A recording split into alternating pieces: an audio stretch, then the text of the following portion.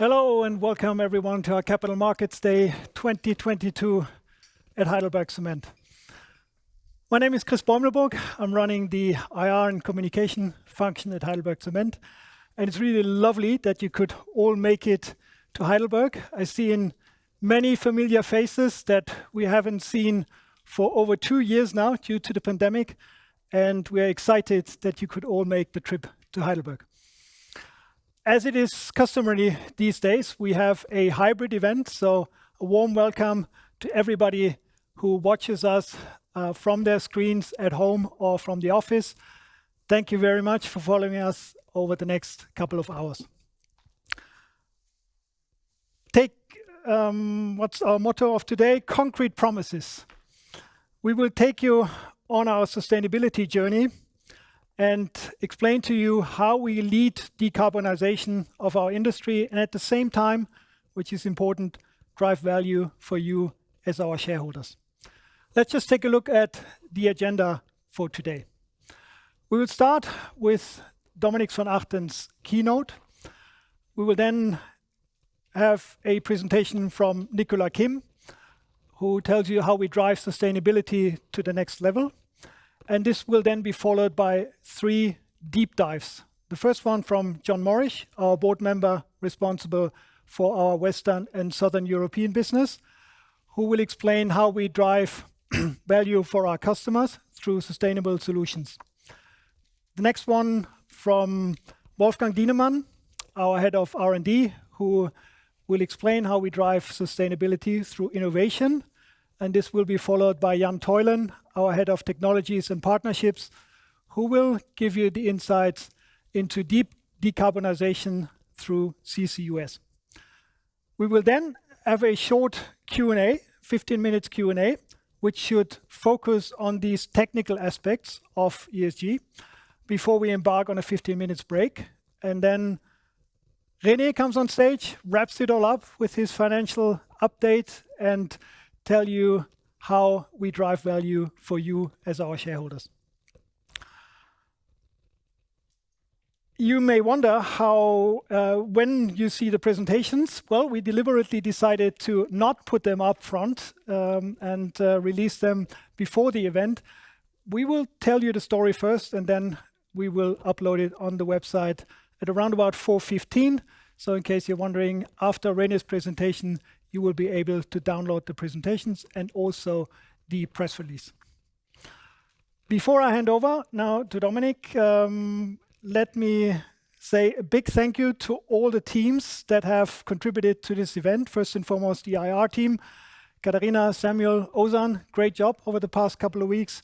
Also the ESG team contributed a lot, the comms team, Astrid, Sebastian, and all the colleagues around the world who made this event possible.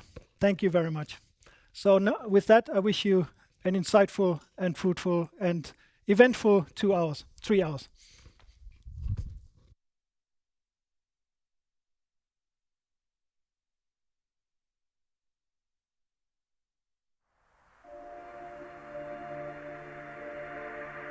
It's the nature of human beings to strive for progress, and also the desire to provide shelter and a home.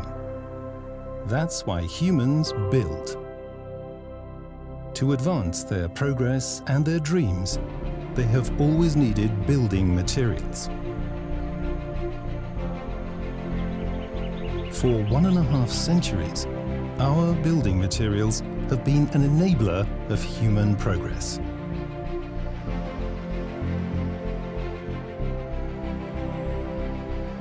These materials have helped people to be mobile and to connect the world, provided them with a home for living, learning, working, and protection. Where there is life, you will find our building materials. More than 50,000 colleagues in more than 50 countries contribute to this every day. Now, it's time for the next step. To lay the foundation for our future. To achieve our goals and to continue being a partner for human progress, we have to rethink our ways of working. We have to evolve our organization and work more closely together to develop sustainable solutions for our customers and the environment.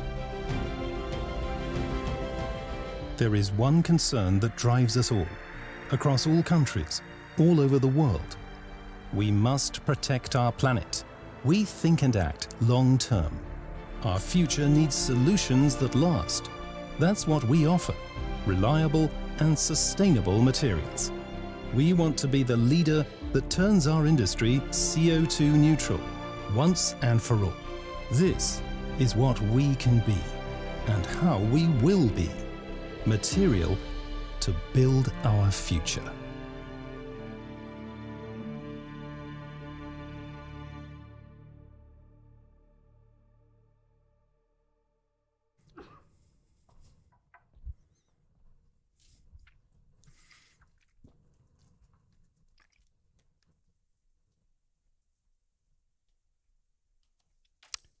Liverpool, 24th of May, 2030. To be more precise, just across Anfield Road Stadium. Victoria and Jürgen, who just retired, have their grown-up daughter, Emmy, for Sunday breakfast. The kettle is boiling to get the water hot for good British tea. Victoria and Jürgen just moved into their new house, very stylish new house, printed fully out of concrete.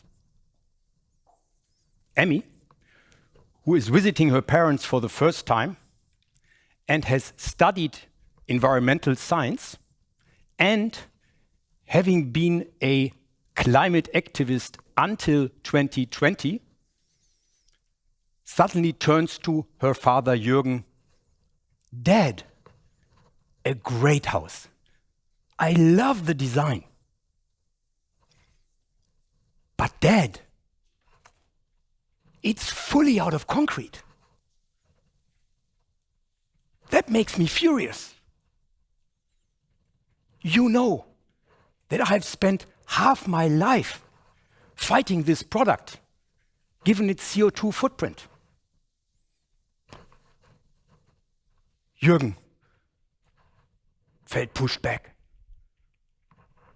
but found himself back, saying, "Emmy, listen, I have followed well your journey over the past many years fighting this topic. You have actually helped me understand that these cement producers reduce their carbon footprint by 15 kilograms of CO2 per ton of cement per year. And you have made the calculation that this will take them 40 years to get to net zero. And that made you angry. Right so." Then Jürgen leaned back into his chair, started smiling, and said, "Emmy, when Mom and I were looking for the most sustainable building product out there to build this new home, the builder said, use concrete. I was so stunned that I said, how do we make this happen? He said, I'll show you. So I took Mom and we just drove 20 miles southwest from here, just across the water in Liverpool, to see in action the cement plant that made it happen at Padeswood. So Emmy, you are sitting in one of the first fully carbon-free cement and concrete house in the world. And by the way, Emmy, over the lifetime, this house will even consume additional CO2 from the atmosphere. Here, Emmy, is my environmental product declaration with all its credentials. So Emmy, having been quite offensive over that discussion, suddenly started smiling, getting up, hugging her dad, Jürgen, saying, "Dad, well done."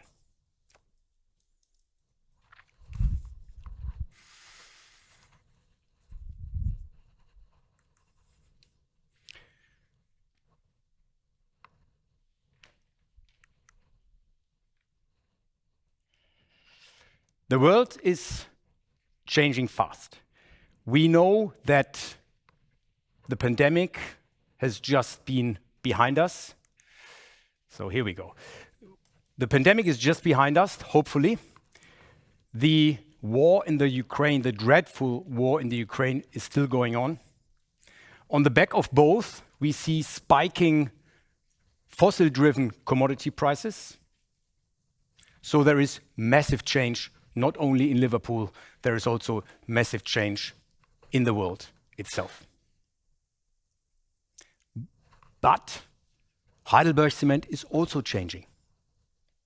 Otherwise, we would not be able to fulfill what you just heard in the story, building the first carbon-free cement and concrete house by 2030. With that, a warm welcome from my side, from the whole team that will present today. I'm so glad to see you here, see the many familiar faces again, as Chris was already pointing out. Fantastic to have you back, and also, obviously, our community following online. I would like to take you now through how Heidelberg Cement is changing. And as Chris was alluding to, we are focused on sustainability. So the key message for today is sustainability only. We deliberately decided to put a clear focus on this, not to dilute the message. And in order to be very specific, we have decided to take the concrete lead. And in order to get there, we summarize it up in very specific 5 concrete promises. And let me take you through those 5 concrete promises. Promise number 1. We stay razor sharply focused on heavy building materials and their application. We simply focus on what we do best. And there are quite a few good reasons for that. Reason number 1, the underlying demand for heavy building materials is absolutely intact. And it is more and more intact also in a sustainable way. Look, more than 80% of the global GDP is already committed to net zero targets. Go back a couple of years, that was fundamentally different. The population globally continues to grow very, very fast. We will add another 2 billion people in the next more or less 20 years. Up until 2045, there will be 6 billion people living on the planet. And on the back of that, the growth rate for the next 9 years will be high, more than 35% growth just until 2030. If you look at that in terms of geographical spread, there's been a lot of discussion about portfolio. How do you does it make sense to be in some of the key markets globally? We absolutely believe it does, because the growth rates are quite different from emerging markets on the one hand and mature markets on the other hand. But especially in mature markets, there is big tailwind coming from the massive infrastructure projects and the massive infrastructure packages that have been announced. You see those 4. Australia just recently voted a new government, 120 billion Aussie dollars additional spend in the infrastructure program. The UK, after Brexit, almost 340 billion British pounds fueling the infrastructure. Europe, you know the recovery plan and the Green Deal, 750 billion euros. And then always last, but aiming for the highest, the US, 1.2 trillion in the Infrastructure Investment and Job Act. So absolutely there is tailwind on the infrastructure side. Residential demand continues to be strong, And also the non-residential piece, there is a shift in demand, but with all the e-commerce going on, we are also confident that the non-residential market is still enjoying underlying growth. What people tend to forget, while concrete has a couple of disadvantages, it has a lot of advantages, also in terms of sustainability. And I think it's fair to say the product has been around, you see this great picture, famous picture, for more than 2,000 years. So, you know, this is one of the most widely spread products on Earth, and it will remain so if we make it sustainable and even more sustainable. So it has good characteristics already.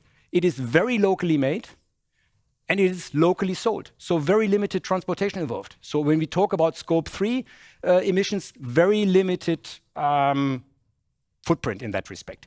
It is in essence 100% recyclable. It is long living. I don't have to tell you. I think that's undisputed. It's sound absorbing. Some people don't even know that. And I think that's something that's attributed to concrete. It's non-flammable. And talking about 3D printing, it is customizable and also flexible. And under sustainability aspects, also very attractive. It has an attractive life cycle cost. But it's fair to say it has two key disadvantages. One, it is CO2 and energy intensive. And B, I would call it is recyclable. There is a lot of recycling going on, but it is low value recycling. So if you have a high ambition on the circular side, we are not satisfied with that. So we would say that is a disadvantage from today's perspective. There is low value recycling going on. We strongly believe if you solve those two disadvantages, the sustainable products down the road will be the game changer for profitable growth. And we will show you during the day why we believe that's the case. Promise number 2. We commit to generate 50% of our revenue from sustainable products by 2030. That's more than double from today. So 50% of revenues from sustainable products by 2030. How do we get there? Key two drivers. One is the CO2 reduction and eventually its reuse. So our ambition clearly down the road is also to here think in a circular approach to reduce our CO2 footprint, but to also reuse at some point the captured CO2.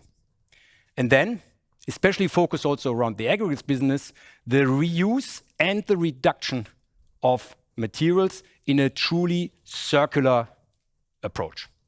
And with that, also a much higher content and a much higher percentage of value recycling, how I would call it.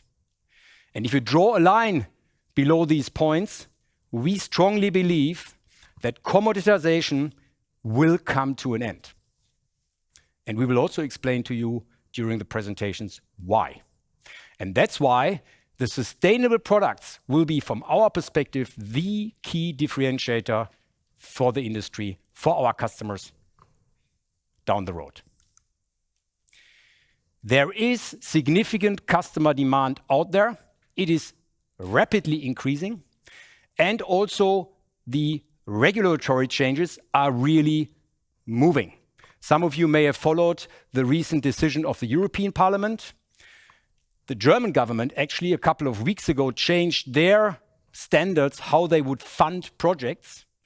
And in Germany, you would not believe 5 years, even 2 years ago, that the government says for certain industries like cement, carbon capture, utilization and storage is something they would continue or start to fund in order to make the transition possible.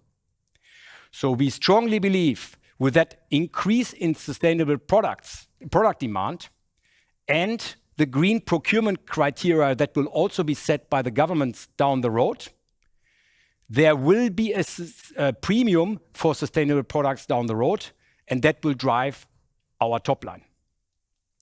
And then not so easy to understand, but we'll again try to take you through that. The carbon regulation, while many think, ooh, how dreadful, why do we have a carbon regulation? We strongly believe, for us as Heidelberg Cement, the carbon regulation creates a clear opportunity, in fact, a high incentive to change and to make the European operations even eventually a blueprint for the change within the global company. If you make that happen, clearly, and again, we will show you how we do this, we strongly believe that there is also a margin opportunity coming with it. So the growth in combination with margin will drive our profitable growth down the road.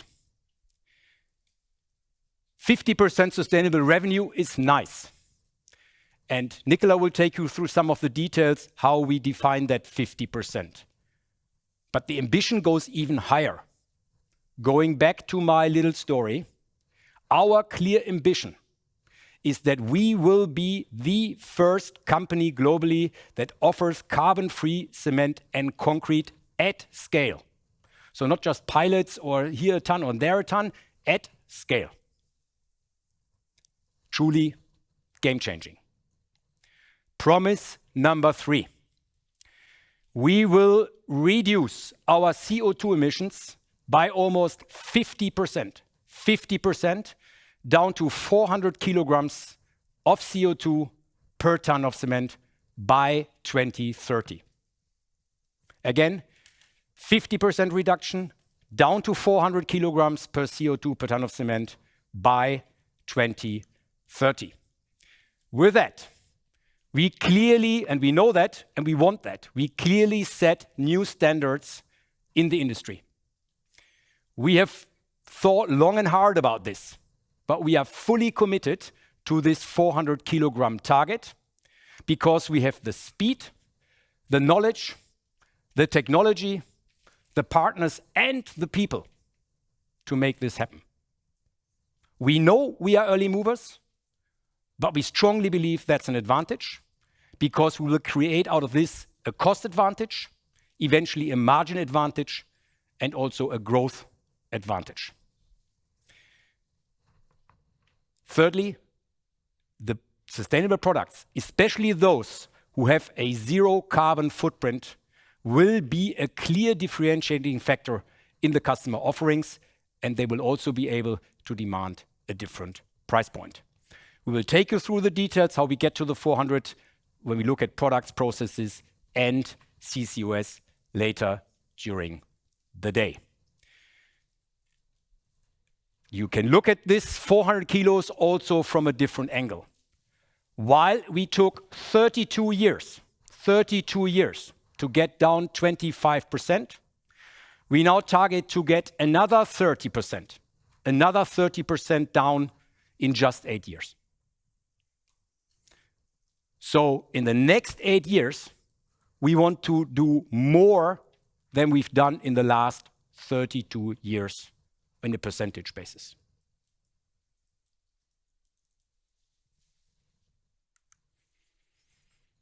Promise number 4. It's all nice to talk about sustainability targets. It's all nice to get to 50% revenues on sustainable products. It's all nice to get to 400 kilograms. But it's useless from a shareholder perspective if you don't make it a successful business case. We knew that all along. That's why promise number 4, we will make it, this transition, a successful business case. The good news is we stand on a very strong foundation. We have, for this transition, from our perspective, a perfect portfolio that is centered around Europe, North America, and the emerging markets. We have strongly, together as a team, improved our financial performance over the years. Just to pick one example, the ROIC jumped up from 6.5% just 3 years ago to 9.3% last year. We will be and have already worked a lot on being the leader in decarbonization in the industry, and again, we'll take you through the details. We will deliberately not talk today about digitalization. Some of you may be disappointed, but that's a deliberate decision. Why? Because we will focus the next Capital Market Day solely on digitalization. But we've decided to split this in order to really make sure to focus on one topic next to the other one. And last but not least, very importantly, we focus on shareholder return. So for the first time in the company's history, we've returned 1 billion euros to our shareholders in a combination of dividends and share buybacks. Why is this CO2 transition a viable and very viable business case?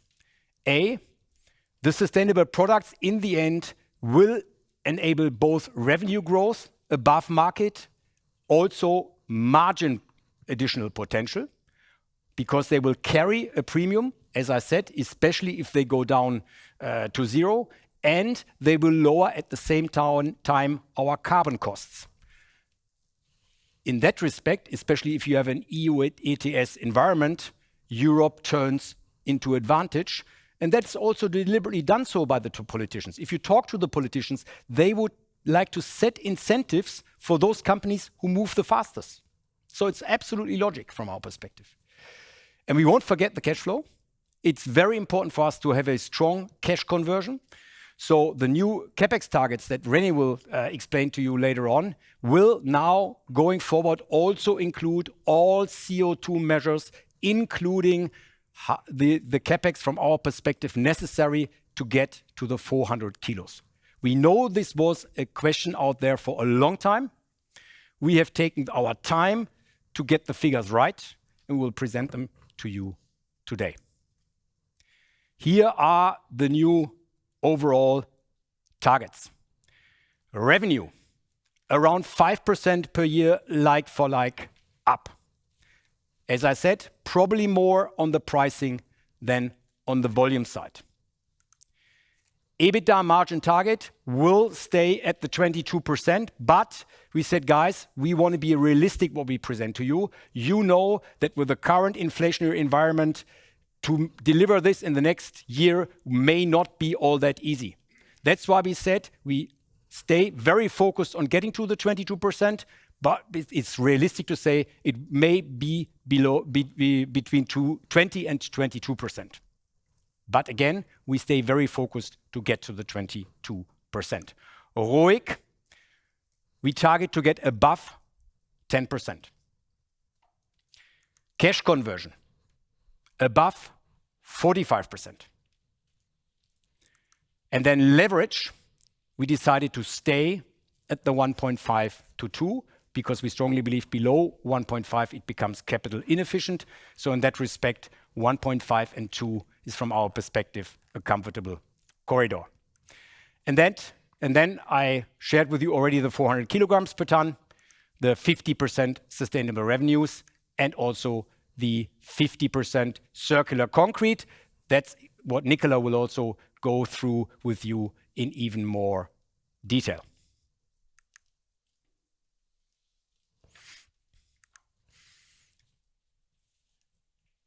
The whole transition on sustainability and on the business case makes only sense if we create, in the end, stakeholder value. And from our perspective, that's promise number 5. In the end, customers like Victoria and Jürgen, our shareholders, many of you here in the room or online, our employees, more than 50,000, today's and future employees, and our society, represented by Emmy in my little story, has a right that we get this right. And we want to be the leader globally to get this right. We know that this is a long race. Whether it's a semi-marathon, whether it's a marathon, we can discuss over the beer tonight. But we make it a relay today for you. So I will hand over the baton now to Nicola. She will then be followed by John, then Wolfgang, then Jan, and last but not least, René. With that, Nicola, the stage is yours.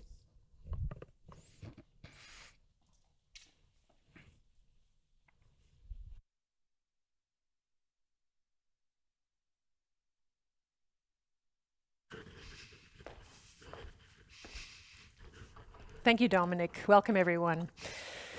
We are driving sustainability to the next level, and we're leading the transformation of our industry. Both of these things will create value for our stakeholders. We heard Dominic speak about population growth, about climate change, and about resource challenges. Solving these issues are critical for global prosperity. Society needs resilient, smart, livable buildings and infrastructure. We drive the transition to sustainable construction. Sustainable concrete is needed for sustainable development. It's the foundation of more sustainable buildings, bridges, infrastructure like wind turbines and dams. It can't be beat in terms of durability and recyclability. We already have a strong basis built on 4 pillars. Material to build our future is our purpose, and sustainability is at the core. The United Nations Sustainable Development Goals shape our strategy and commitments, providing a framework for us. With our sustainability commitments, 2030, we drive progress through actions and accountability, especially on carbon, where we link carbon reduction to thousands of bonuses of employees. And we collaborate across our industry with partners and thought leaders with a special focus on the 1.5-degree pathway. Leading in this industry requires a special mix of essential capabilities. It requires knowledge and technology, and it requires the right partners. These capabilities will enable us to have the right speed to lead this transition. What do we mean with lead? Well, we'll be the first to provide carbon-free concrete and cement, and we'll lead with circular solutions. And now I'll explain how we get there. We'll close the loop for carbon and materials, focusing on our core business, making concrete, cement, and aggregates the most sustainable building materials. Carbon and materials are our most important sustainability topics. So closing the loop means reducing materials and carbon on the one side and reusing them on the other side. For carbon, we're already quite advanced in reduction measures like clinker substitution, alternative fuels, and process innovation.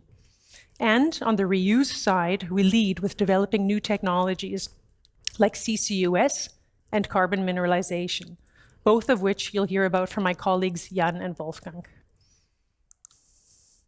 We're reducing the amount of materials through high-performance concrete, 3D printing, and digitalization. And we're reusing materials by putting recycled content into our products and reusing materials and elements, like with precast. This enables us to set new benchmarks with our commitments for 2030. We'll cut our emissions by almost half versus 1990 to reach 400 kilograms per ton of cement, by far the lowest in our industry. We'll drive a circular economy for our industry, transforming our portfolio over time, offering alternative circular alternatives for our portfolio. And we'll build on our current sustainable portfolio. We'll measure sustainability over our product portfolio. We'll track sustainable revenue alongside our financial results to double these to 50% of our total revenues by 2030. We're strongly positioned to meet all these 3 commitments. Now I'm going to explain to you how we're going to drive each of these 3 commitments, starting with sustainable revenue. Today, we're launching a new umbrella program called Ecolution. This program helps to explain what we mean by sustainable revenue, helps to transparently measure sustainability across our product portfolio, and it helps drive our sustainable revenue. We'll generate 50% of our revenue from low carbon and circular products and solutions by 2030. This is our commitment to customers to help them on their sustainability journey, but it's also our commitment to other stakeholders to show how we'll create value for our company, for our investors, for our other stakeholders. What sets our Ecolution program apart is that we have a transparent definition based on a clearly defined benchmark and strict criteria. To be included, a product must fulfill either our low carbon criteria or our circularity criteria. For carbon, this means 30% less CO2 than a CEM1 based product. And by using a recent starting point, we go beyond all the improvements made in the last decades. And for circularity, we include products which have either 30% recycled content or have 30% less materials to help close the materials loop. Customers already play a strong role in driving carbon and materials reduction in our portfolio. Globally, customers are asking for these products. We have fantastic examples of how we make our customers more sustainable, which my colleague John will take us through later. And I'd like to stress that our Ecolution program enables us to scale up what we've been doing around the world, to have a consistent and credible approach, and to drive changes in our portfolio and measure our progress. Now I'm going to talk about how we'll lead the decarbonization of our industry. It's our commitment to accelerate deep decarbonization to reach 400 kg CO2 per ton of cement, by far the lowest in our industry, and we know how to do it. We've successfully reduced our carbon emissions by 25% over the last 3 decades with clear, tailored country roadmaps. We focused on 3 levers: product, process, and CCUS. For products, we've reduced our clinker incorporation from 82 to 73%. On the process side, we've increased alternative fuels from 3 to 26% by using industrial byproducts like slag and fly ash and optimizing our product portfolio. In our process, we've increased our alternative fuels from 3 to 26%. And on CCUS, we started early with FEED studies and pilot projects. We've continually reduced our carbon footprint, and now we'll even accelerate. We're confident to reach the 400 kg by 2030. Building on the success from the past, we know how to use reduction levers to accelerate decarbonization. We'll reduce our clinker incorporation, we'll increase our alternative fuels and biomass. You'll hear more about this from Wolfgang. We've already committed to capture 10 million tons cumulative CO2 by 2030 through CCUS, and you'll hear more about that from Wolfgang. We're confident we can do this as leader in CCUS, and our targets are in line with the projected 1.5 degree pathway for the cement industry.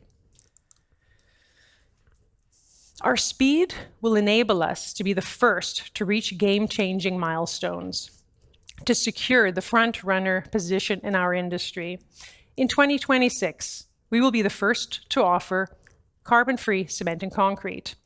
We have a 2030 ambition, which is EU taxonomy aligned, and with our accelerated pace, we expect to reach net zero before 2050.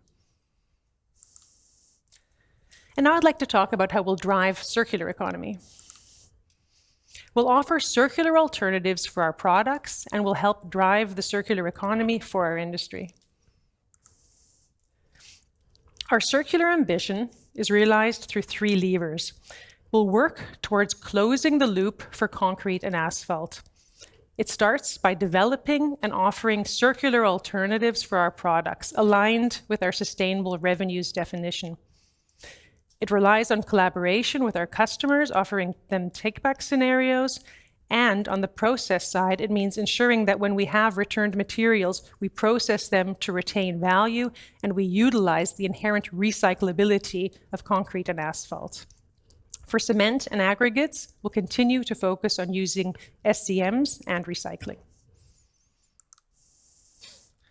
With our 3 new commitments, we demonstrate how we drive sustainability to the next level. We'll grow our revenues for sustainable products to 50% of our total revenues. We aim to achieve the lowest carbon footprint in our industry, and will drive circular economy to develop circular alternatives for our products. And now I'd like to hand over to my colleague John, who will tell us how we lead sustainability together with our customers. Thanks, Nicola. Good afternoon.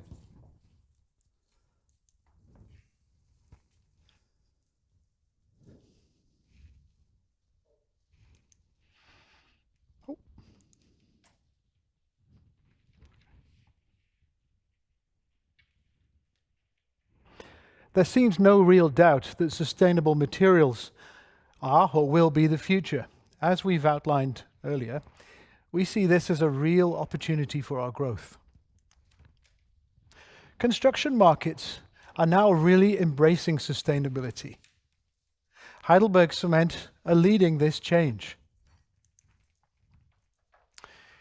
There is now a real strong, fast-growing demand for sustainable building materials. Why is this? If we look at the hot topics in construction at the moment, clearly there's CO2 and its reduction. We're talking a lot about that today. But there's also resilience in infrastructure design to deal with the impact of climate change. Recycling, as we've outlined already, and upcycling so that we make maximum use of the materials. An increased focus on local supply chains instead of global supply chains, and a widespread recognition for about fire resistance. All of these tend to favor the use of concrete, but in particular sustainable concrete. Then if you take government procurement, this has long been outlined as a real driver for change for the use of sustainable materials. Now it's really happening. Take Europe with the recovery fund that Dominic mentioned. 750 billion euros of spend over the next 5 years, with that spending closely aligned with the principles of the Green Deal. So it's aligned to sustainability criteria. If we move across to the US, the Biden administration is harnessing the large power of the federal government spending plans. Annually, that's $650 billion. Again, along sustainability criteria set out in the Buy Clean initiative. Taken together, this and other things are driving real strong demand for sustainable materials. And we're seeing a real growth in the demand for sustainable concrete, but equally a thirst for sustainability information and advice from companies like us. In a recent survey of 1,200 global sustainability professionals, 42% of them think their businesses will be mainly focused on green buildings by 2024. That's a large increase in a short amount of time. So change does seem to be really happening. But it's not passive. And Heidelberg are really driving this agenda, firstly by political engagement, and we're changing government policy to set the framework for the use of sustainable materials and to also drive this government procurement. This is really making a difference. We think our country structure really helps. Our country general managers are directly engaging with their national governments, and many of them, well, most of them actually, lead and chair their national trade associations. Myself and a number of my colleagues regularly pound the pavements in Brussels, Strasbourg, Berlin, and Washington, D.C. to try to affect government policy change, and it seems to be working. So I don't think it is a stretch to say that HeidelbergCement are genuinely setting the agenda for national, regional, and global industry associations, and for sustainability institutions that we're involved in. We're also driving demand along the value chain with our customers' customers, those who specify, engineer, and pay for the buildings that are being constructed. We do this by promoting design in concrete and sustainable concrete, by the correct use of building accreditation systems such as LEED and BREEAM, and by the right use of tools. Dominic touched on environmental product declarations, life cycle assessment too. A recent good example of this is our EcoCrete product launch in Germany, where our focus was on developers, architects, and engineers. And that's creating a real interest in the material and a pull-through demand from our concrete business. So we're seeing a real increase in the demand for sustainable concrete, and our customers are really embracing this change, our direct customers. We recently asked 900 of them what they thought about sustainability, and the answers were quite interesting. Almost a half of them said, yes, it's a hot topic for us. But only a quarter of them said they had a real plan to deal with it, and even less if they were ready-mix concrete customers. But 3/4 of them told us that they needed our help to try to navigate this new world for them. And they also said they were willing to pay more for these materials and pay it now. So we see an increased demand for sustainable concrete, advice and information. And our customers are embracing this, and we see this as a real opportunity for us to deliver genuine sustainable value for our customers. So how are we doing this? Firstly, by delivering information and educating our customers, and again, our customers' customers along the value chain. We're really pleased by the success of our sustainability academies. We launched these last year, and we're now rapidly rolling them out around the world. Indeed, in the examples here from the Czech Republic, the UK, and in Poland, we've welcomed 2,000 attendees in this year alone through the doors. That's a real surprise to us. At these events, we inform about our materials, clearly, but more importantly, about how they're used and how they're applied. We educate about our production processes along the supply chain and about how we'll go about and how they should go about decarbonising, including such things as CCS. We've also experimented, and it's really working well, with topical debates being held at these events with influential thought leaders who are driving change in sustainable construction and in the circular economy. This is really changing the nature of our conversation with our customers, and we're establishing ourselves as the go-to company for sustainability advice. Hear what Andy from Saint-Gobain said about his recent visit. We've got a major focus on our Scope 3 emissions. It's really important that we engage with our supply partner Hanson to really understand what they were doing to reduce their overall carbon emissions. And so when Hanson announced the Let's Talk Sustainability event, we viewed it as a great opportunity. It also set a standard for what we expect to see when we engage with other top suppliers, particularly in terms of transparency and the overall content of that plan. So as well as providing sustainability advice and information, we can't live off that alone. So we're supplying many sustainable materials through our tailored product brands around the world. We do it this way because we think our country teams know their customers best, and we tailor those sustainability product brands at national level. We're doing that in Europe, clearly, in North America, in Asia Pacific, and also in Africa. Here are a few typical examples. Firstly, in cement, in the US, our EcoCem product range, and in Italy, our EcoBuild product range, take a similar approach by replacing high carbon clinker material with lower carbon cementitious materials, such as limestones, pozzolan materials, and GGBS. By doing that, they reduce the carbon footprint by up to 25% in Italy and up to 50% in the US. Two good examples of concrete, but they're typical though. One is in Ecocrete in Poland, and the other is our Ecotira range in Australia. These materials are fully recyclable. They use 100% local materials, increasingly using recycled materials. And because they use low carbon cements, they have a significantly lower carbon footprint than a standard concrete mix. In fact, up to 60 and 66% lower. So by selling these materials in our product brands around the world that are tailored to local needs, we're absolutely confident of being able to reach our target of 50% sustainable revenues by 2030. Typically, though, we don't supply these materials on their own.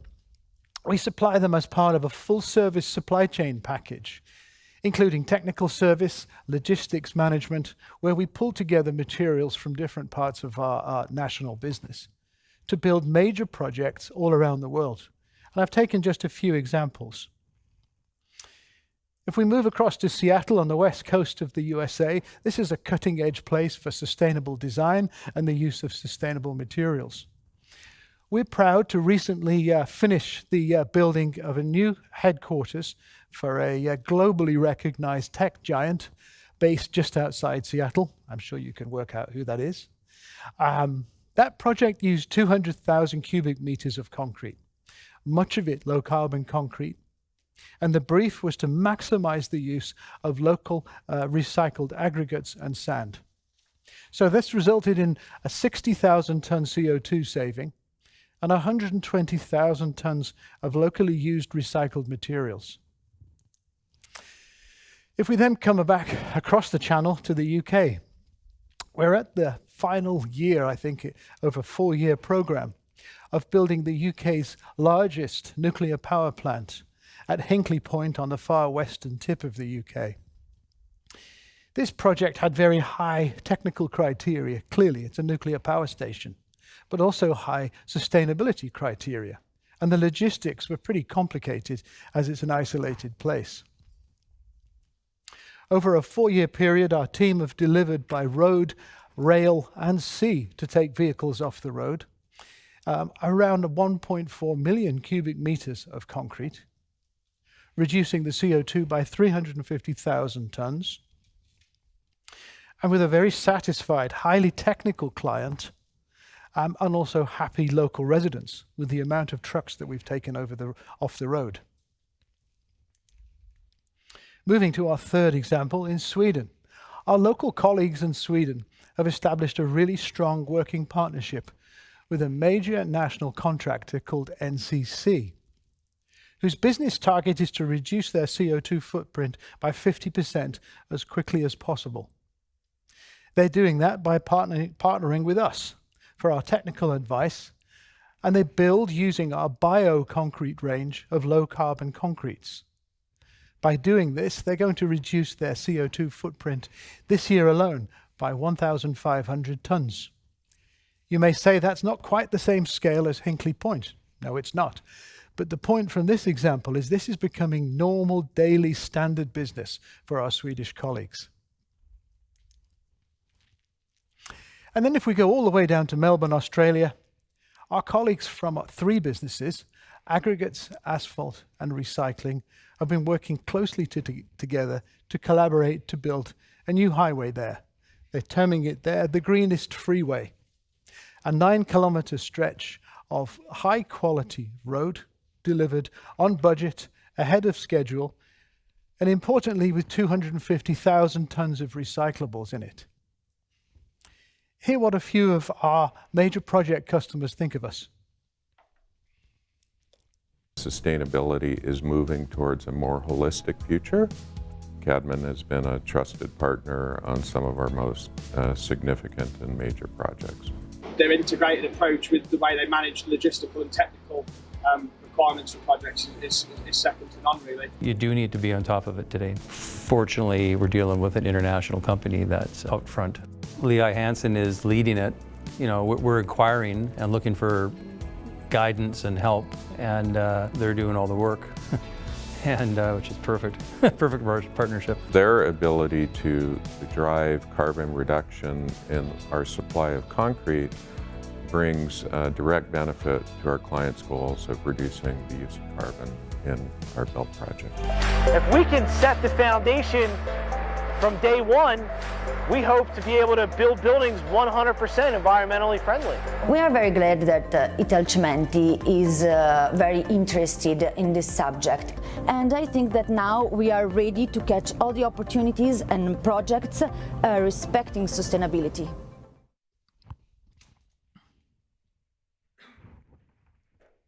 Okay, so by moving our business in this sustainable direction, we are very confident of being able to reach our sustainability targets as set out before. They're ambitious by 2030.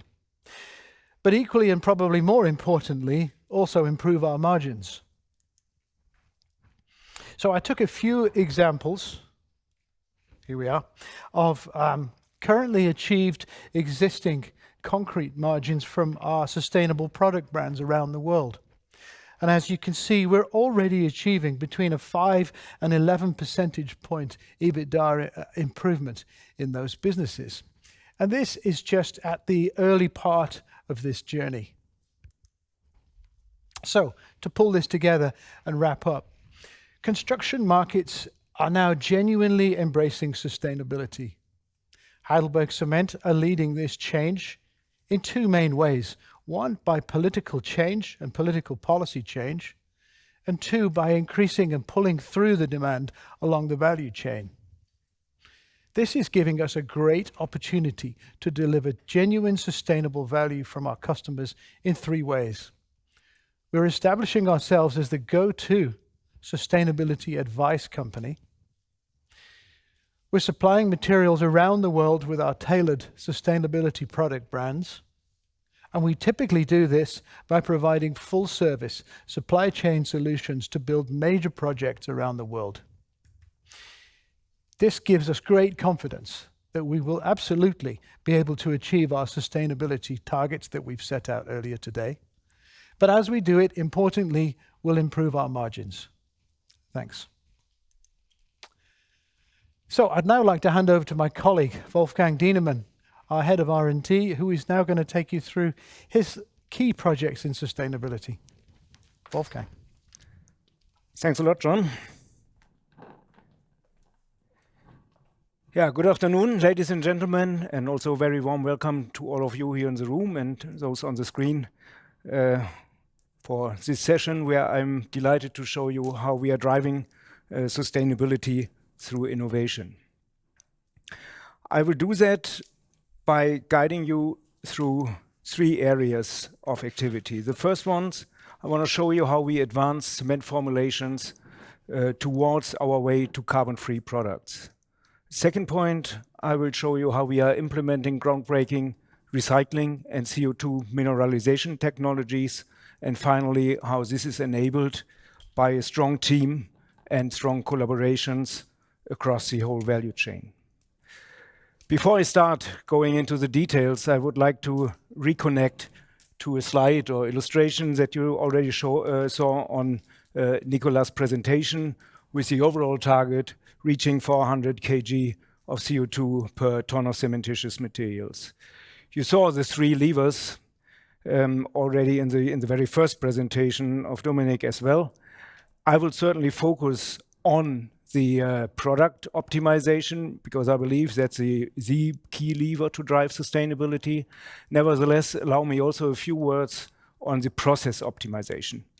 This has been a very strong focus of HeidelbergCement over the past decade, or maybe even more, by looking into clinker replacement materials, by implementing alternative fuels, alternative raw materials, implementing biomass in our kiln systems, and more recently, also with accelerating utilization of separate grinding technologies.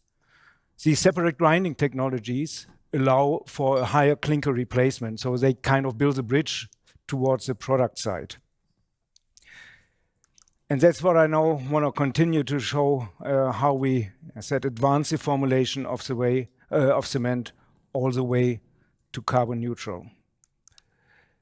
You saw on the earlier slide of Nicolas that in order to achieve the 400 kg, we need to reduce clinker incorporation to below 68%. What does that imply? We need substantially higher volumes of supplementary cementitious materials.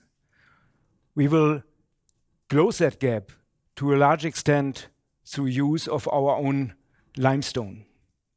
But yet we also need reactive materials that contribute to strength development. And here, researching these clinker replacement materials is a key to reduce the CO footprint of cement. We have a clear set of criteria against we evaluate the available materials locally, plant by plant, looking for materials with pozzolanic or hydraulic properties, so materials that actually contribute to the strength development.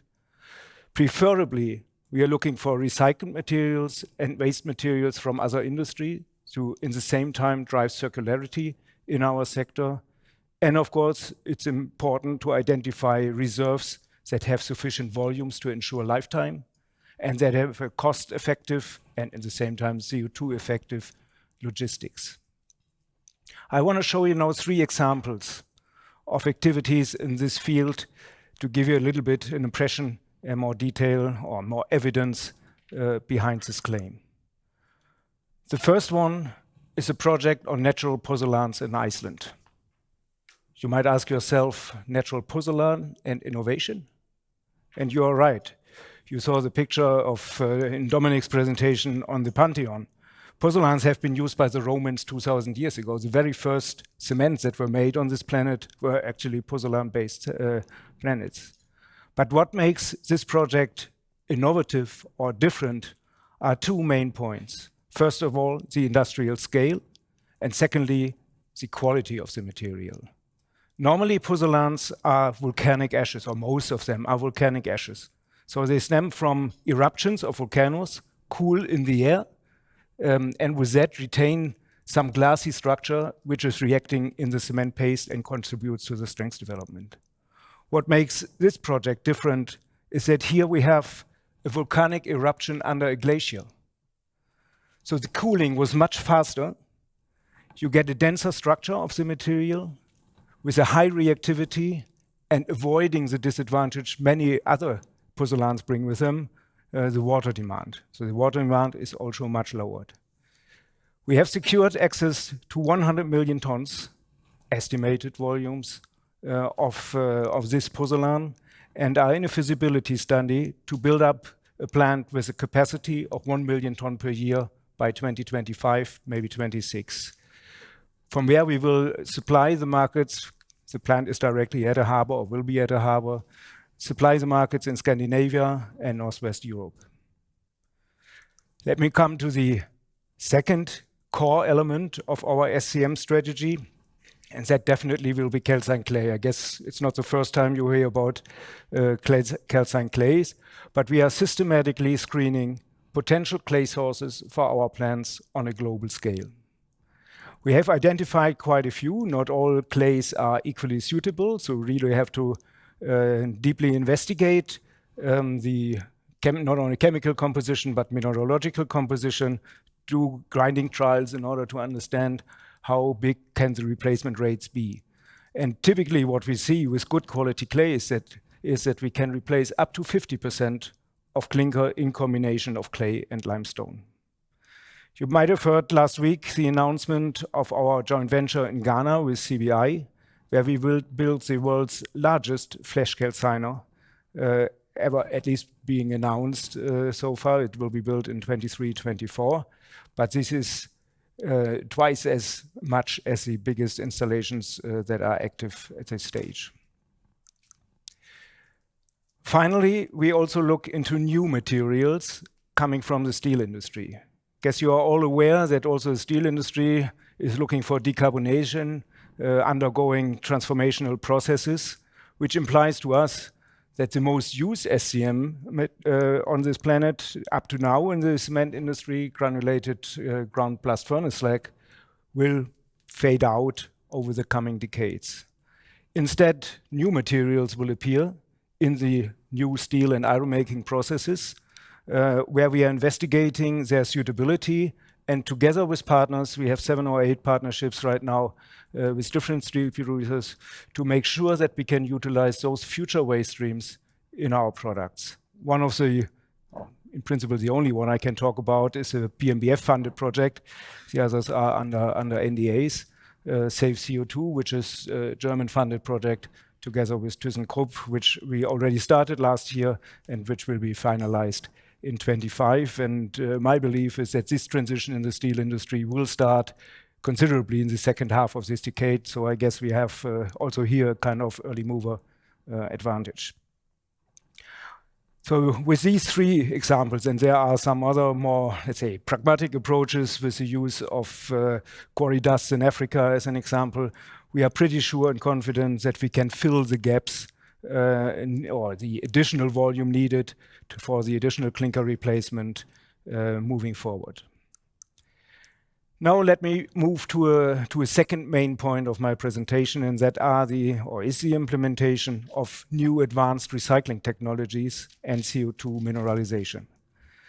In order to explain that, I ask you to go a little bit on this sketch, where we start with natural carbonation in the middle of the schematic. Concrete is a material that naturally carbonates. So throughout the service life of a building, of an infrastructure, of a pavement, whatever you want, it's absorbing CO2, which, and there is clear scientific evidence, leads to an overall CO2 sequestration during the lifetime of the concrete of already 23%. Our approach now is to use this natural process and accelerate it in industrial environment. In order to do that, we need to start, obviously, with urban mining from the top.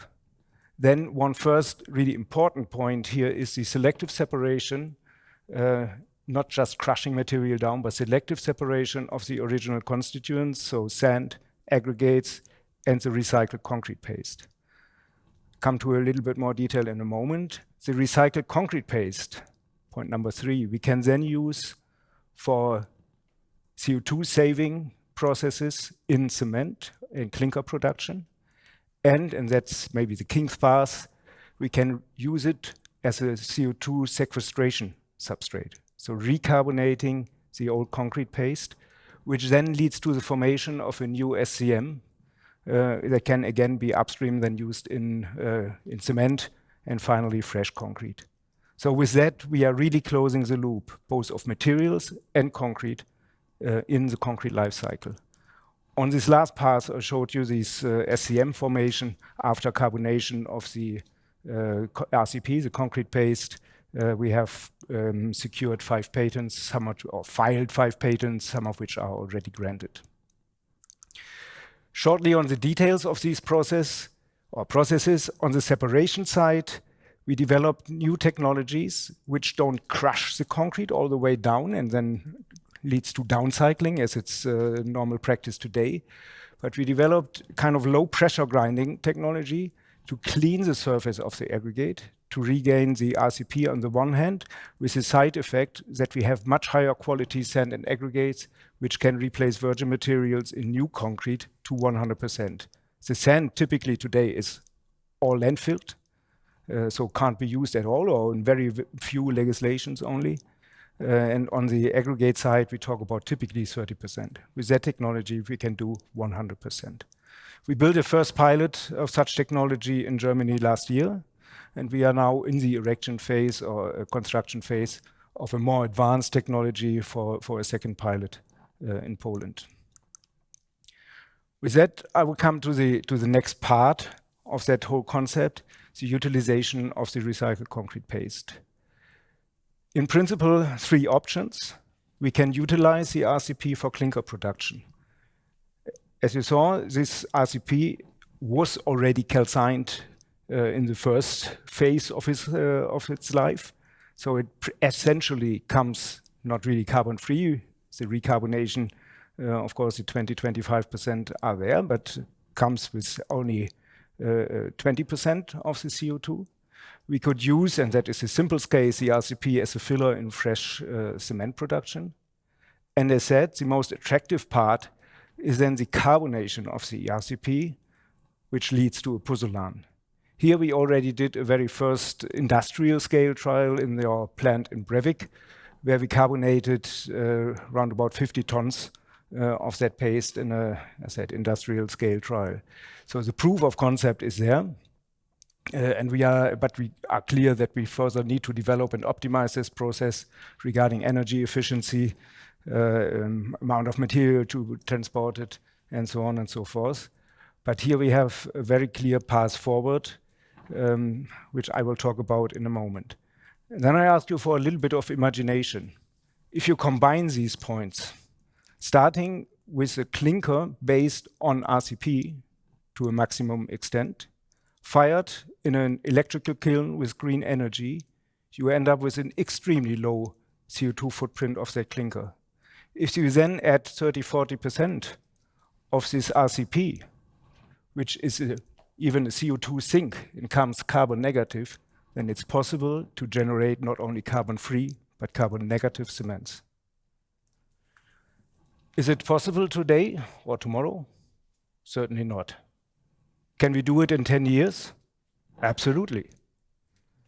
We have a very clear roadmap in that regard with a kind of intermediate step where we want to install 2 commercial scale pilots, so talking about a couple of 100,000 tons of recycled materials as a starting point by 2025. Of course, these achievements are not possible without a strong team in the back.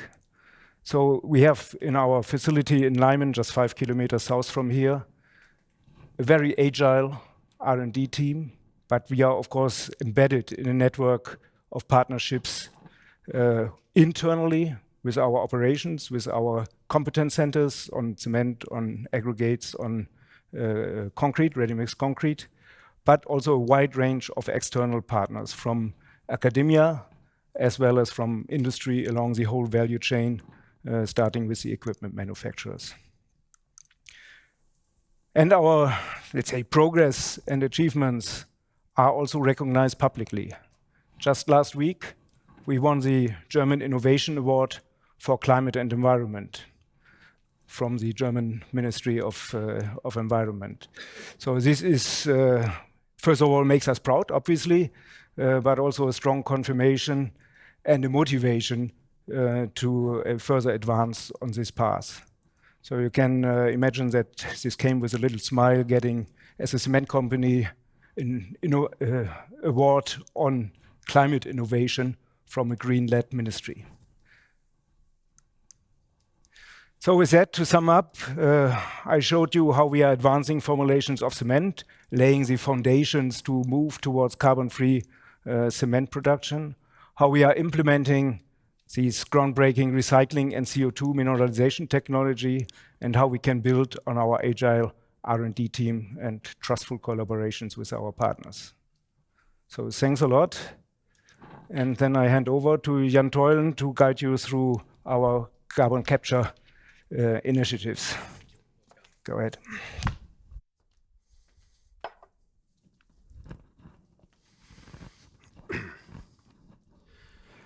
So good afternoon, everyone, and maybe good morning or good evening for those who are online in another part of the world. I'm Jan Teulen, working 30 years now for HeidelbergCement, and the last 8 years I've worked on CO2 matters, and I want to take you the next 15 minutes along this journey. And I'm heading now the Technologies and Partnerships Department. And as was said before by Nicolas, it's all about technologies, but also all about partners. And this is what will become clear, I guess, in the next couple of minutes. So Wolfgang covered already 2 of the topics of our track to 400, so I concentrate on only one, the CCUS part. But the CCUS part is really fundamental to get to the 400 kilogram. That's where we are differentiating. And it's also fundamental later on to get to our net zero path. So CCUS has to make the difference there. Let me start in where does the CO2 come from? Again, when we have our clinker manufacturing process in the kiln, looking at the right side of this slide, we start looking at the emissions from our fuels. Typically, 1/3 of the CO2 comes from our fuels. Traditionally, we are working since long time to improve the energy efficiency of the kiln so that we can use less fuels. And those fuels that we use, we replace by waste-derived fuels with a biogenic content. That means this CO2 is still there, but it's a carbon-neutral CO2. However, the majority of our CO2 emissions come from our limestone. It's our raw material. When we calcine it, the CO2 will automatically arise. And this CO2 from the limestone and from the fuels, they come together in our flue gas at a concentration ratio of around 20%. So the first challenge is to bring it up to 95% purity at least. And this is what we do with carbon capture installations. With this purified CO2, we can then basically go two directions. We can either use it, the so-called CCU technologies, or we can safely store it, and then we call it CCS. Obviously, combination of two is possible as well. In order to deal with this, we have developed a large portfolio of new technologies and also scaling them up fast now. What is important in capture technologies? It's very, very important that they are resource and energy efficient. We have an energy-intensive process, so if we add anything to our technology, this is what matters. This is why we look at 3 different technologies as the major ones. They interact in a different position in the clinker production line. The clinker production takes material from the left to the right, limestone from the left, passing the kiln and leaving the kiln at the right side as clinker. The gas stream is the opposite. The gas enters the kiln from the right side, passes through the kiln, and leaves through the stack. So the amine technology is at the back end of the kiln for the process for the gas side, just before the stack.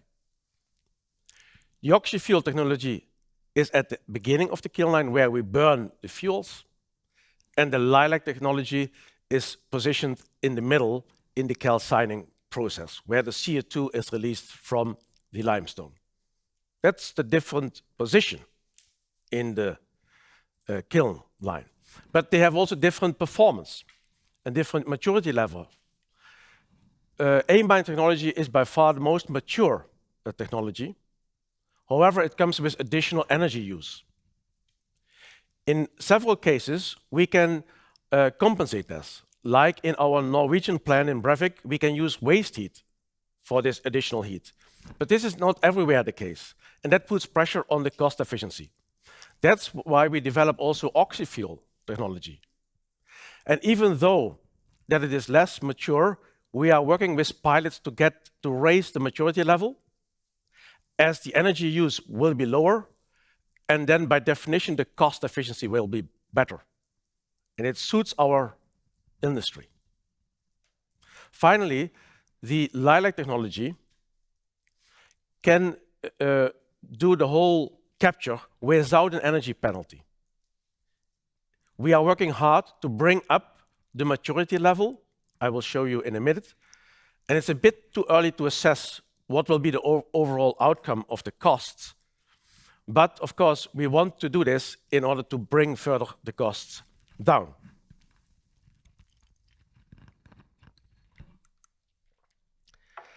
So what have we done? Already in 2014, we did the first pilot in Norway. This was before the Paris Agreement. We already put up an amine reactor, let it run for 7,000 hours, and look how it reacts. Then a few years later, with support from the EU, we have erected our lilac facility in Belgium, learning how to do it on a much bigger scale than the amine at that time, but still a demonstration unit. We are now preparing the oxy-fuel and lilac 2 plant to scale up. to get things going.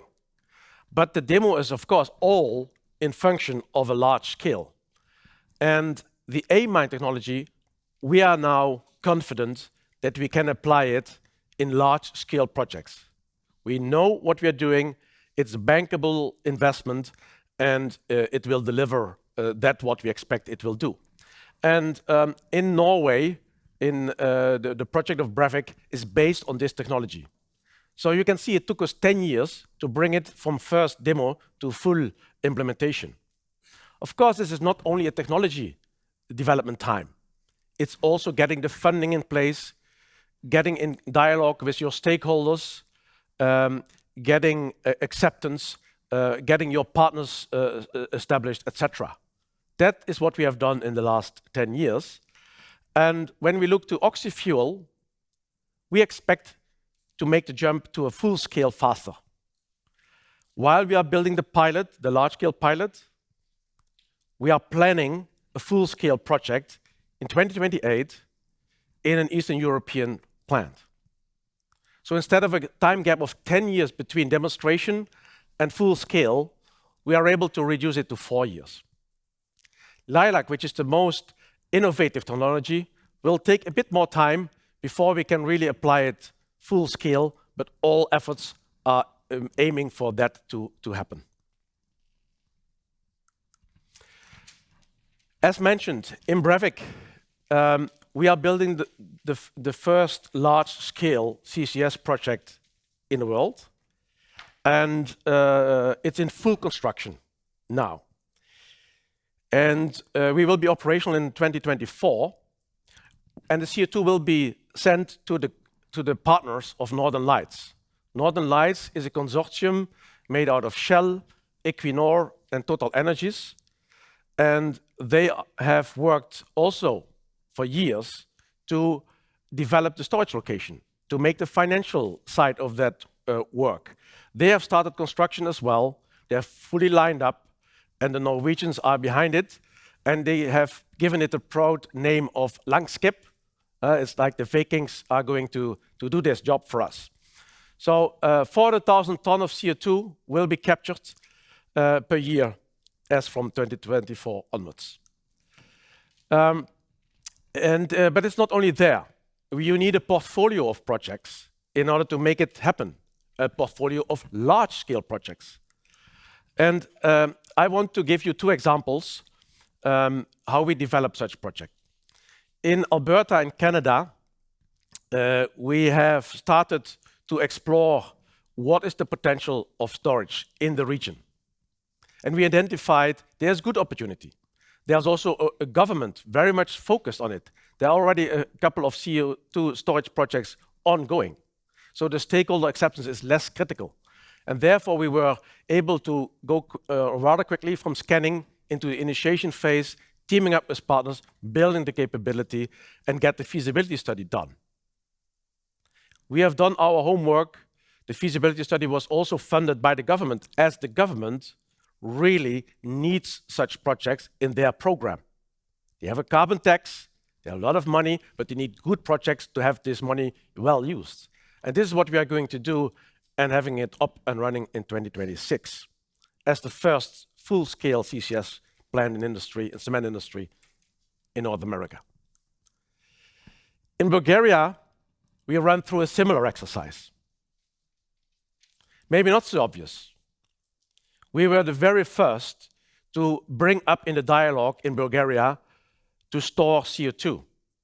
There is a depleted gas field in the Black Sea, which is an excellent storage location for CO2, and our cement plant is just at the site of this location. We introduced this to the ministries.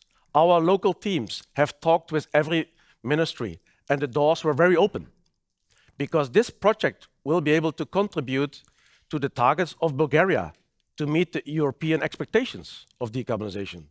So they need this project, and we need them. And that's a good fit. We have done our feasibility studies. We have teamed up with the oil and gas partner, and we have concluded our application for funding, and we are ready to get it going up in 2028. We will take a few more years than in Canada because of the permitting and regulatory efforts are more when you are the first in a new market to do it than when you are already some activities already done.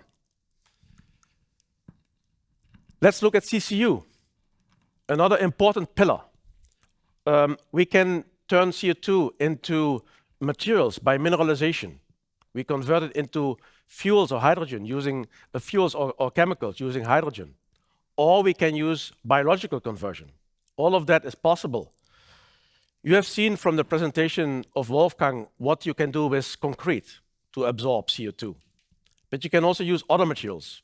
We have lined up a project in Belgium using steel slag and CO2 from our Lilac reactor to produce face bricks, which will be supplied to the market. A consumable project. And we have lined up a couple of these after that. Looking to the fuels and chemicals, this is part of our oxy-fuel project. We have planned to use a part of the CO2 we capture to turn it with hydrogen into e-kerosene. Finally, since 2019, we operate an algae farm in Morocco, where we're using CO2 from our flue gas and sunlight to grow microalgae and make fish feed out of that. It's at a small scale for the moment, but it shows that it's with entrepreneurship, you can get also outside of Europe CCU going. It's clear that until 2030, the bigger reductions will come from CCS, because the CCU is not yet at that large scale available, while CCS, with the preparations we have done, we have significant volumes. However, in the next decades, CCU and CCS will be needed to complete our full path to net zero.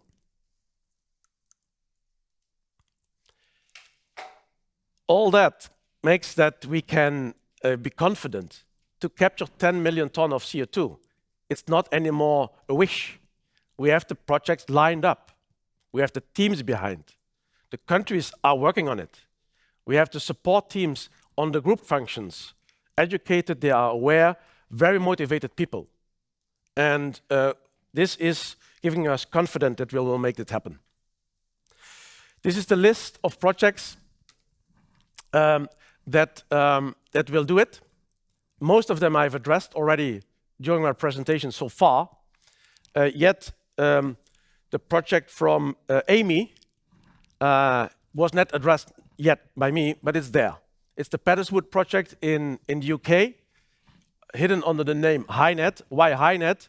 Because we are leveraging on the blue hydrogen project, where blue hydrogen production and CO2 capture from hard-to-abate industries comes together. So we can leverage on these hydrogen developments. Finally, an important project is Cementa in Sweden. It's the biggest capture project of our group, where our customers really are waiting for this to happen, because we can serve a large part of the Swedish market with carbon-free cement. And that brings us to my final slide. As you have seen, the technologies are there. The initiatives globally are on track. And this is why we can promise to capture 10 million tons until 2030. Good afternoon, everyone. A warm welcome from my side to the people joining virtually and to you guys here sitting in the room. As you know, this is the first time I speak in front of this audience, and for this great occasion, I brought you something really special. As you know, we are the clear leader in decarbonization, which, by the way, my colleagues just confirmed a few minutes ago. But most of you might wonder what the economics are behind our CO2 transformation. I will give you some data points, which I think is the first time in the sector for our CO2 transformation. What I will share later in the presentation is an inflection point which should support you to think totally differently about our valuation. So as you've seen, the whole management team is super excited. I hope you are too. So let's dive into this. Okay, where do we start our journey? As you've seen with our 2021 financials, our financials have reached record levels on RCOBD, on ROIC. We have a very strong balance sheet, so the company is as strong as it has never been. On the way to create shareholder value, we started the first share buyback in 2021, which we accelerate or have started the second tranche in 2022, returning roughly 1 billion euro to the shareholders in 21 and 22. I guess this is a good progress for the company. One of my clear targets for today is that you understand and take home with you that CO2 is a business opportunity for us. It's not a fear. This is not a slogan on that slide. I will show you some evidence later in my slides. So now I give you some high-level CapEx and OpEx implications for the things we have discussed and seen today. First, CapEx for the CO2 roadmap, so the conventional measures which Wolfgang has explained. That is reduce clinker incorporation, increase alternative fuel rate, get plant efficiency up, so reducing thermal efficiency. What will that do? That will obviously improve cost efficiency or energy cost efficiency and lower our CO2 exposure. Then number two, in terms of CapEx for CCUS, how much do we need to spend to capture the 10 million tons? I guess that's what you're all waiting for. And as I said, or as we all learned, we have a clear first mover advantage. We are a few years ahead. The CCUS will clearly reduce our need to purchase CO2 allowances in Europe and will allow us to sell products which are clear differentiation because we are the only ones offering zero carbon cement or concrete. In terms of OpEx, yes, we need to spend money for the CCUS, for capturing, for transporting, and for storing the CO2. But what I will tell you is that the cost we need to spend per ton is much lower than the current CO2 price. And this is, as you know, this will be a margin opportunity in addition. OpEx for AUAs, I will explain you what that means for us. There will be, in our view, clear market consolidation because the whole industry at some point of time needs to buy certificates, and that should lead to increased pricing power. And due to our CCUS projects, our need to purchase CO2 allowances will be much less than our competitors. Okay, CapEx for conventional CO2. 2 years ago, my colleague John Morrish, he explained to you that we need roughly 50 million euro per annum CapEx to get to a CO2 target of 500 kilo in 2030. Now you have seen we've upgraded the target to 400 kilo, and we need to upgrade our CapEx for this to 100 to 150 million for clinker incorporation reduction, alternative fuel increase, supplementary cementitious material projects, and to get more efficiencies in the plant. As you know, we have a clear bottom-up roadmap for each plant where we need to spend the CapEx to get all these efficiency measures done to lower our conventional CO2, let's say, footprint. And what I present you later, this 100 to 150 million per annum will be included in our net CapEx guidance, what I give you in a few minutes. Now, next slide is CapEx for CCUS. Okay, CapEx for CCUS. On this slide, you see the split of the CapEx we need to spend for the 7 CCS for 7 CCUS projects we have mentioned. This will be roughly 1.5 billion euro until 2030. And this fits to our 400 kilo target. So this spend is aligned to get to 400 kilo. And you see from 2022 to 2024, there's relatively low CapEx spend. That is mainly for our plant in Brevik and the first spend for Edmonton. And as you know, Brevik, we get funded a lot of money from to a certain extent from the government. And then it's accelerating from 25 to 28. Yeah? And here you see a difference in the yellow box. It says 7 CCUS projects. On the right, we have 6 projects capturing 10 million tons. So this chart already includes a project where we have CapEx here, but starts only capturing in 2031. Yeah, so this is a little bit a bonus because we already spent money and then we get the benefit in 2031. For all these projects we are mentioning here, we have already applied for funds, and we are pretty confident that we will all get this through. And you see 1.5 billion in 9 years, we can very comfortably fund from our own cash flow. Okay, OPEX, how much does it cost to capture, transport, and store the CO2?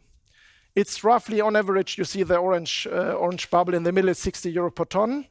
And you see other green bubbles. You might ask, oh, why is one at the bottom left, one in the middle, one top right, one bottom right? So what does that all mean? Yeah? This has 2 reasons. First reason is the cost obviously depend fully on what is with the plant location. Is it at the sea? Is it somewhere else? How is the structure regarding transport, logistic, whatever? So that's reason number 1. And the other bigger reason is for each of the projects, we have different funding mechanisms with the governments in place. Yeah?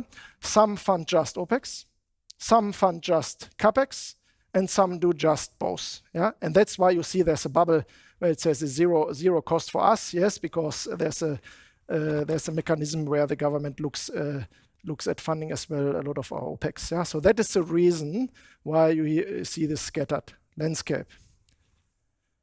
Then if you look today, CO2 price is 82 or 81 euro per ton, and this costs us here 60 euro per ton. So there's already a cost differential in 2022 of 20 euro per ton.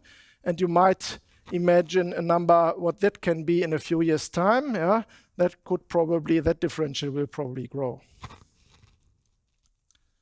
Next slide. This is, I guess, quite important. This is for Europe. And I'll give just you the assumption for this. This is under the assumption that the European Commission proposal introduces CBAM and the EUA allocations, so the CO2 allowances will be reduced starting 2026 by 10% until 2035. Yeah? And you see the gray line over there. That is our CO2 certificate balance if we assume we do nothing. We don't invest 100 to 150 million in these conventional measures, and we don't do CCUS. Yeah? So that's a steep into negative territory. Now, due to our conventional CO2 measures, we reduce the requirement to purchase EUAs by 24% already. Yeah? And that's if you look at 2030, that's a material amount. But this one, probably the whole industry can probably do. The one better, the other one not as good, but that's what everybody can do, conventional measures. Now we introduce CCUS, and we are able to reduce the requirement by another 21% compared to the do-nothing scenario, to the conventional measure scenario. So the total is we reduce our need to purchase certificates by 45%, which is, I guess, a very, very remarkable number. And cumulative, you see, the CCUS will avoid cost for us roughly 800 million euro under the scenario that we get 10% allocation reduction starting 2026. And I guess this is a material cost advantage which we have in the whole industry, and we are the only ones. If we go to the next slide, why is this a clear margin opportunity? And I'm very convinced of this. This chart shows you why. If you look at the black line, that is the cost to produce 1 ton of cement. Yeah? And that will go up during the time starting 2025. It will accelerate. Why? Because the whole industry needs to buy certificates because they are taking away each year 10%. Yeah? So the whole industry cost level will go up. Then we assume, okay, to cover the additional cost, there will be price increases. And that is the green line. you see the prices are increasing, and we just assume, okay, the price increases just to cover the additional cost. Yeah, that's the assumption, because the whole industry needs to buy, and if you want to keep your margin, prices need to go up. That's the picture for the industry. Ours looks different. Now, as I said to you, our requirement to purchase certificates is 21% lower compared to than the industry, because we have CCUS and capturing 10 million tons. So the orange dotted line below the black line is our cost base per ton of cement compared to the industry, so it's lower. And the little delta is our additional margin, yeah, because prices have to go up for everyone. Second margin opportunity is that curve. We are the ones who can offer carbon-free cement, which, as Dominic, John, Nicola, everybody has alluded to, we're the first ones. That is a separator in the, or that's a clear differentiator in the industry. That's a premium product, and you can be very sure that comes with a totally different price point than normal product, because we are the only ones who can offer that product in several countries already. Yeah? So if you add those both together, there's significant margin opportunity for us, especially in Europe, because we have the CCUS advantage, which nobody else has. Okay, just to wrap it up, what does it all mean? From a CapEx perspective, we say the 100 to 150 million conventional will be included in our net CapEx target. We upgraded this by 50 to 100 billion compared to 2 years ago. CapEx for CCUS, 1.5 billion for our company in 9 years, very digestible. That will have no impact on any cash allocation. OpEx for CCUS, I said already, prices, cost for this lower than to purchase one certificate. And OpEx for AUAs, I said, here, there's no fear for the company. We are happy with CBAM. We are happy if CO2 prices go up. There's a competitive differentiation because we have a product which nobody else has, and we are saving 21% CO2 certificates, which the others need to buy. Okay.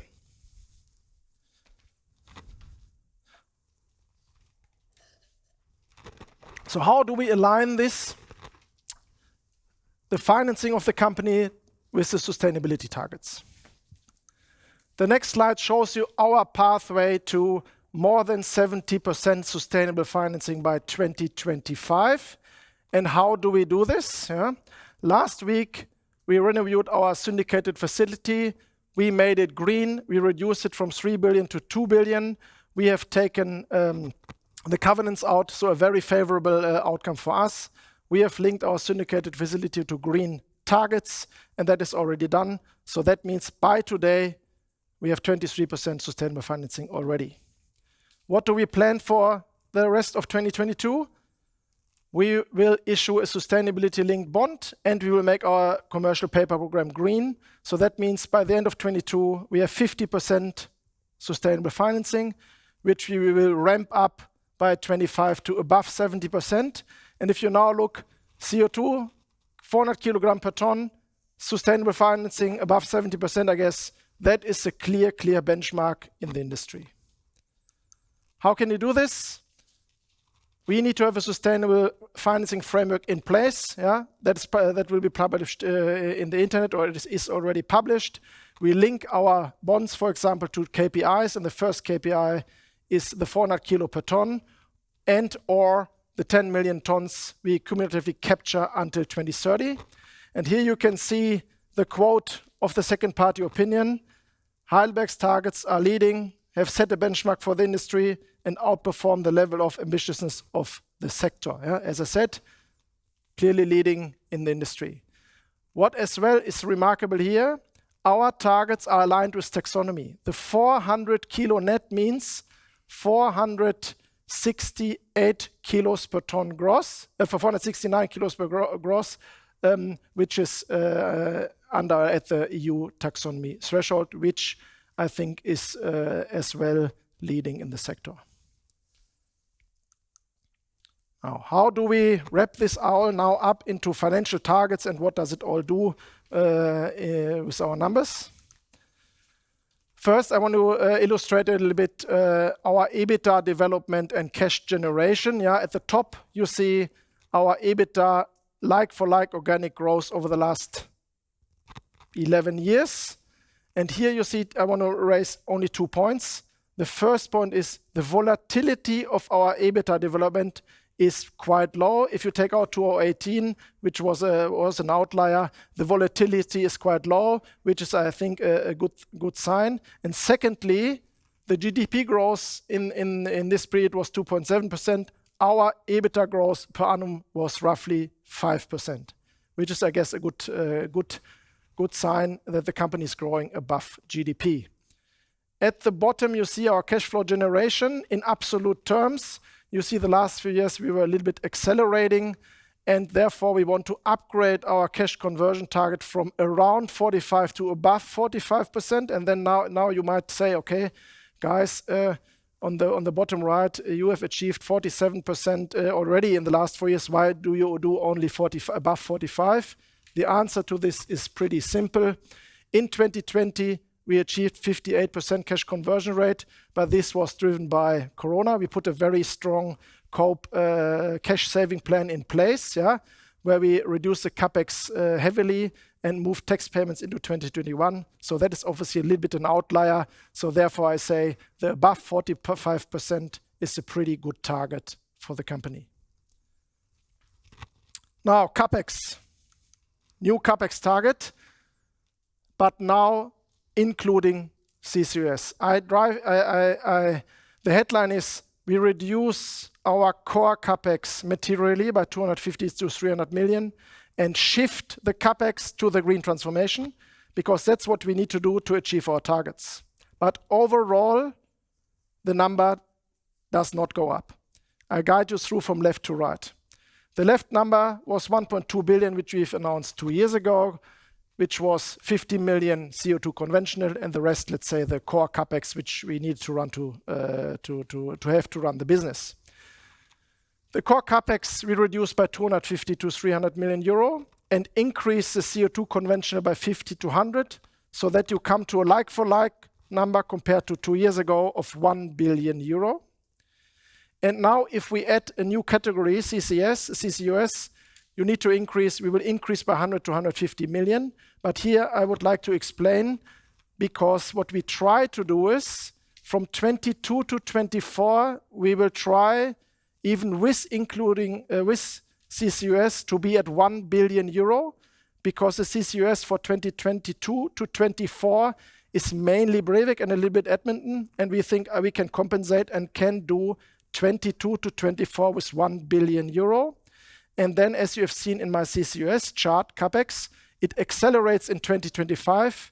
And therefore I say, if you do the math and say on average, we probably need 1.1 billion for 22 to 25. But as I said, we will try to get it to 1 billion 22 to 24. What does it mean for 2025 and 2030? So don't be afraid, our capex will not explode. For CCUS, we need roughly 200 million per annum for that period. But on the contrary, the CO2 capex for the conventional will probably reduce a little bit, because at some point of time you're coming to a limit where you can where it makes sense to invest in CO2 conventional. So there will be again a little bit of shift, but this the message here is very, very clear. The capex will not kill the company. We can fund this very comfortably by ourselves, and there's no impact on cash allocation, even with CCUS, to reach a 400 kilo target. Okay, ROIC target. Dominic presented this in his presentation at the beginning. We will move up to above 10% and have beaten the guidance of 2020 of clearly above 8% already, with 9.3% in 2021. And why was this? A few reasons I want to explain.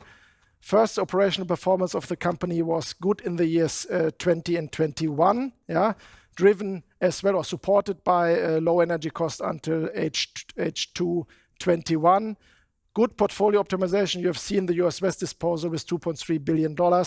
and then efficient capital management so that we were able to move the number up to 9.3. This now we upgrade to above 10% in a heavy building materials industry in a difficult environment. So I guess that number is as well a good number for the company.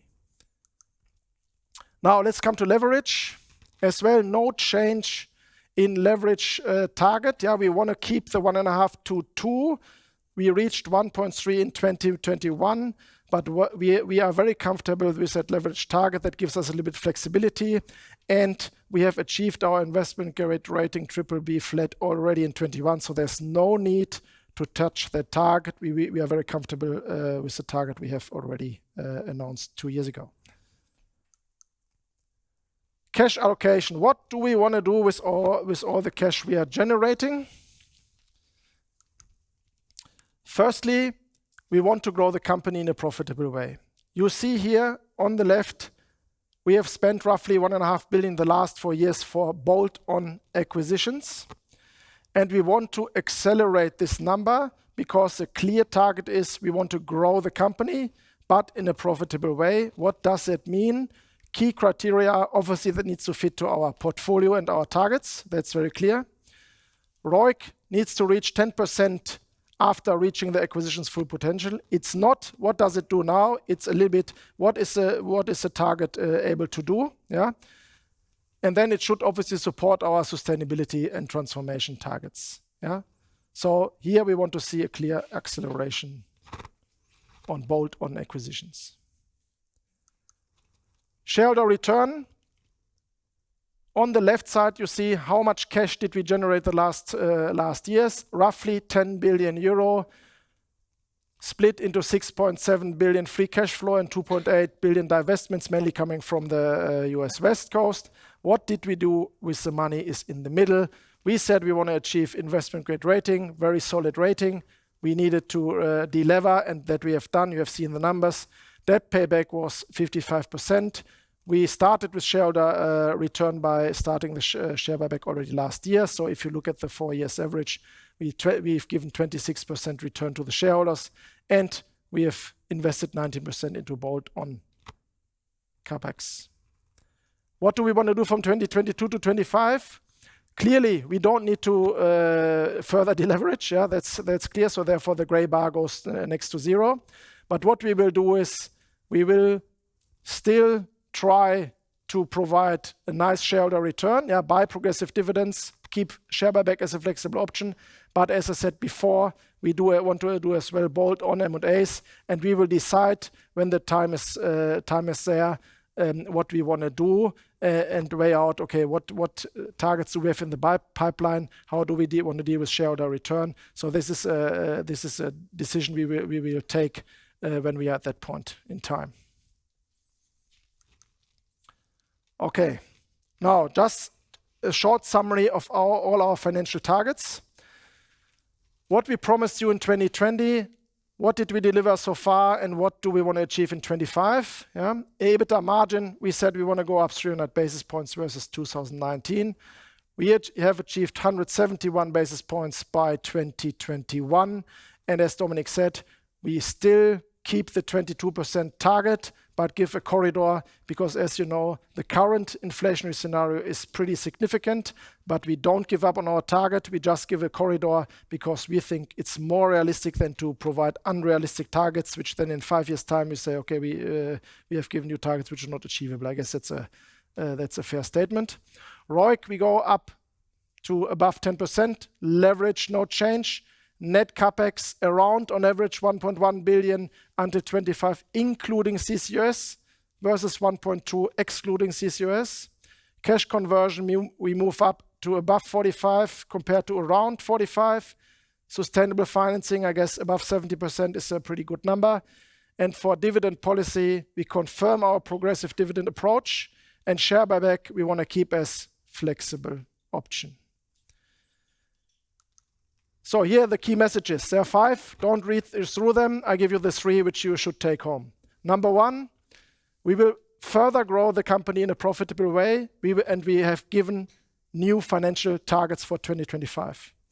Number 2, capex for CCUS is very digestible for the company, and will not have an impact on any capital allocation of the company. Number 3, CO2 for Europe is a clear business opportunity and margin opportunity for us, because we have a product which we can sell at a different price point because it's not a commodity anymore. And we have a 21% cost advantage to the industry because of CCUS requiring less purchase of allowances. So thanks a lot for listening. I hope this was an interesting presentation, giving you a few data points about our financial CO2 transformation. So I will hand over to Dominic to continue the session. Thanks a lot, everyone. Thanks. Okay. Yeah, you saw a fired up CFO getting all the stuff done that the 5 in front of him have basically shared with you. Now I just need to find the right wrap-up slide. Here we go. Before we go into the Q&A, I thought maybe it's good to just wrap things up into the key messages again, and just remind and also take a little bit the questions into account that many of you have had. I think it's become very clear, not only that we focus on what we do best, but hopefully it also came across that at least the 6 of us here are very much loving the products that we are producing and selling.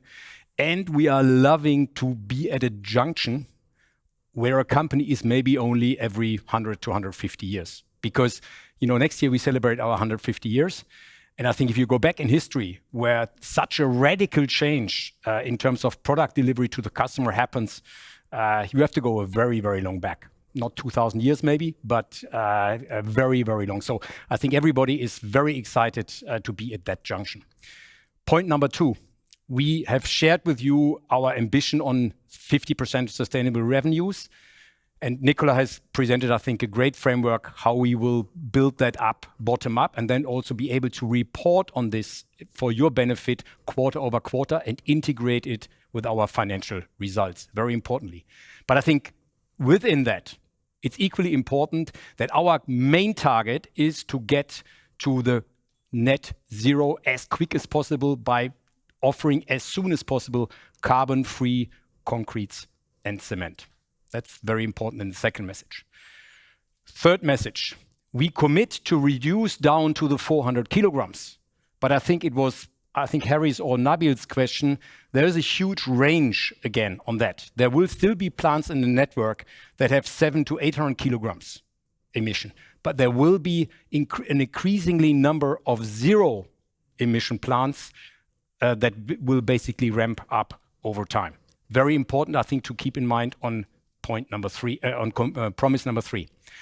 Promise number 4, and I think René has, with a lot of energy, shared with you how we are making this transition a successful business case. And I think that's been the whole cloud so far over the industry. And we are fully committed to dissolve that cloud quickly for Heidelberg Cement in terms of growth, in terms of margins, in terms of cash flow, in terms of ROIC, in terms of leverage. And after René's presentation, I would say we should add a 6th one. That's the sustainable financing piece.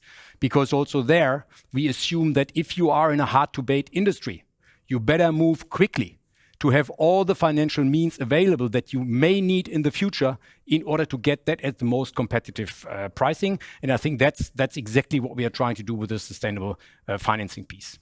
And last but not least, promise number 5. Yes, we do this for our employees, but we do it predominantly for our shareholders. Many of you, we do this predominantly for our customers. And we do this obviously eventually also for the society we live in. This is not just a marketing slogan. I know that most of our 50,000 employees across the world, and we had this discussion internally, whether it's mature markets, whether it's emerging markets, they all have the desire to solve this massive issue for society, because one thing is clear, if we turn this into an opportunity and make it happen. Jan gave you the example of Cementa in Slite. Just to be clear, in Cementa in Slite, if we get down to the 1.8 million tons, the zero emission in Cementa, we will contribute a 3% reduction of the Swedish total roadmap in their carbon reduction.